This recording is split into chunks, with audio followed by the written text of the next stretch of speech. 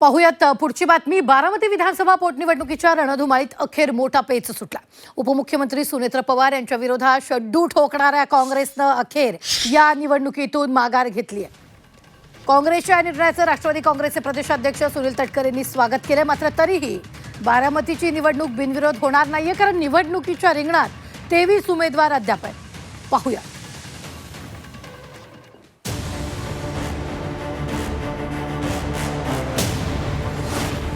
काँग्रेसची माघार, तरीही बारामती पोटनिवडणूक होणार।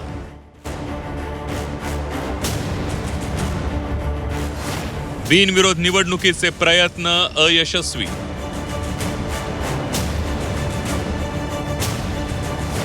बारामतीच्या रिंगणात 23 उमेदवार। बारामती विधानसभा पोटनिवडणूक बिनविरोध करण्याचे प्रयत्न अयशस्वी झाले। उमेदवारी अर्ज माघारी घेण्याच्या शेवटच्या दिवशी 30 उमेदवारांनी माघार घेतली, तर 23 उमेदवार अजूनही निवडणुकीच्या रिंगणात आहेत। सुनेत्रा पवार यांच्या विरोधातील प्रमुख उमेदवार असलेल्या काँग्रेसच्या आकाश मोरेंच्या माघारीसाठी सकाळपासून प्रयत्नांना वेग आला होता। सुनेत्रा पवार यांनी तिसऱ्यांदा हर्षवर्धन सपकाळांना फोन केला। बारामती पोटनिवडणूक बिनविरोध करण्याची त्यांनी विनंती केली। रोहित पवार यांनी काही वेळातच सपकाळांची भेट घेतली। निवडणूक माघारीसाठी काँग्रेस प्रदेश पातळीवर प्रयत्न झाले। वडेट्टीवार यांच्याकडून राज्य पातळीवर माघारीबाबत निर्णय झाल्याची माहिती देण्यात आली। राज्यातील काँग्रेस नेत्यांची वरिष्ठ नेत्यांसोबत चर्चा झाली। मल्लिकार्जुन खरगेंची काँग्रेसच्या वरिष्ठ नेत्यांसोबत चर्चा झाली। शरद पवारांकडून काँग्रेसला बिनविरोध निवडणुकीसाठी सल्ला देण्यात आला। खासदार सुप्रिया सुळेंनीही काँग्रेसला विनंती केली। मुख्यमंत्री फडणवीस यांनीही हर्षवर्धन सपकाळांना फोन केला। राष्ट्रवादीच्या शिष्टमंडळानं सुद्धा हर्षवर्धन सपकाळ यांच्यासोबत चर्चा केली। छगन भुजबळ यांनीही हर्षवर्धन सपकाळांना फोन केला। दुपारी 2:15 वाजता काँग्रेसनं पोटनिवडणुकीतून माघार घेतली। निवडणुकीतून माघार घेतली, मात्र कुणालाही पाठिंबा नसल्याची काँग्रेसनं भूमिका जाहीर केली। काँग्रेसच्या आकाश मोरेंकडून उमेदवारी अर्ज मागे घेण्याची घोषणा करण्यात आली। काँग्रेसनं माघार घेतली असली तरी 2029ला सगळ्यात मोठी लढाई असल्याचं सांगून पुढच्या संघर्षाची बीजे रोवल्याचं पाहायला मिळालं। निवडणुकीमध्ये आम्ही आमचा उमेदवार जो आहे तो तिथे बारामतीमध्ये उभा राहणार नाही, करिता आम्ही आमच्या उमेदवाराची माघार जी आहे ती घेत आहोत। आणि मोठी लढाई जी आहे ही मोठी लढाई 2029ला ही होणार आहे। ती सभ्यतेच्या सुसंस्कृतपणाच्या अनुषंगानं त्या निवडणुकीतून आमचे जे उमेदवार आहेत आकाश मोरे हे माघार घेतील अशा प्रकारची त्यांना सूचना देण्यात आलेली आहे। अर्धा तास चर्चा केली सपकाळ साहेबांशी आणि सगळं सांगितलं की स्थिती सांगितली। त्यानंतर आम्ही ठरवलं की ठीक आहे, थांबलं हरकत नाही। 2029ला काँग्रेस अगदी 2029ला आतापासून आम्ही तयारी चालू करणार। 2029ला काँग्रेसचा आमदार होईल किंवा महाविकास आघाडीचा होईल। काँग्रेसनं उमेदवारी अर्ज परत घेतल्यानंतर जय पवार यांनी आकाश मोरेंची भेट घेऊन त्यांचे आभार मानले। राष्ट्रवादीचे प्रदेशाध्यक्ष सुनील तटकरे यांनीही काँग्रेसचे आभार मानताना त्यांच्यावर झालेल्या आरोपांबाबत स्पष्टीकरण दिलंय।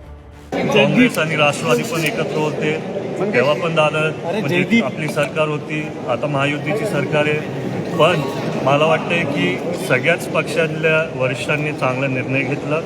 दादांना असं खरी आदरांजली म्हणून हा निर्णय घेतलाय आणि मी त्यांच्या सर्वांचा खूप खूप आभार मानतो। जो काही गैरसमज निर्माण करण्याचा प्रयत्न केला गेला की आमचा काय संपर्क झाला नाही, आम्ही काय प्रयत्न केले नाही, असं नाही। मी आणि प्रफुल्लभाईंनी प्रयत्न खरगे साहेबांशी संपर्क करण्याचा खूप केला। केरळमध्ये ते असताना किमान माझे 7-8 फोन झाले, प्रफुल्लभाईंचे झाले, वहिनींनी सुद्धा फोन केले होते। पण त्यावेळेला काही कारणांच्यामुळे कदाचित त्यांनी फोन घेतला नसेल, काही त्यांच्या कार्यक्रमाची व्यस्तता असेल त्याच्यामुळे ते शक्य झालं नसेल। म्हणून काहींना असं वाटलं की बाबा मी आणि प्रफुल्लभाई दिल्लीमध्ये काही कमी पडलो का, ते चूक आहे। काँग्रेसनं आकाश मोरेंना माघार घ्यायला लावली असली तरी सुनेत्रा पवारांना पाठिंबा दिलेला नाही हे विशेष। दुसरीकडे बारामतीच्या रिंगणात 23 उमेदवार कायम असल्यानं निवडणूक होणार हे निश्चित झालंय। करुणा मुंडेंनी ही निवडणूक आपण लोकशाहीसाठी लढतोय असं सांगितलं आणि मी विचार केला होता की नाही, मी माघार घेणार आहे। एक महिला सोबत आपल्याला सहानुभूतीची लाट आहे आणि मी इतकी मोठी पण नाहीये की मी ताई समोर लढू। पण मी येताना मी एक पोस्ट बघितली, माझ्या डोक्यात फिरलं की ते पोस्ट मध्ये काय होता, धन्या मुंडे आणि सीएम साहेब आपले देवेंद्र भाऊ त्यांचा फोटो होता। आणि धन्या मुंडेनी आपले काँग्रेसचे नेता कोण येते हर्षवर्धन सपकाळ साहेबांना कॉल केला आणि काँग्रेसच्या उमेदवारांनी माघार घेतली। तो मी विचार केला, अरे कोणीतरी मर्द असला पाहिजे ना, कोणीतरी असा मर्द असला पाहिजे या महाराष्ट्रामध्ये, जे कोणीतरी आपले जे महापुरुष झालेले आहे त्यांच्यासाठी लढलं पाहिजे. सुनेत्रा पवारांसमोर मोठ्या पक्षाचा किंवा कोणीही मोठा उमेदवार नाहीये. निवडणुकीचा निकाल काय लागणार हे सर्वांना माहीत आहे, पण निवडणूक बिनविरोध करण्यासाठी राष्ट्रवादीनं मोठ्या प्रमाणावर प्रयत्न केले नाहीत हे सांगण्यासाठी रिंगणात 23 उमेदवार शिल्लक राहिले हे पुरेसं आहे. जावेद मुलानी, झी 24 तास, बारामती.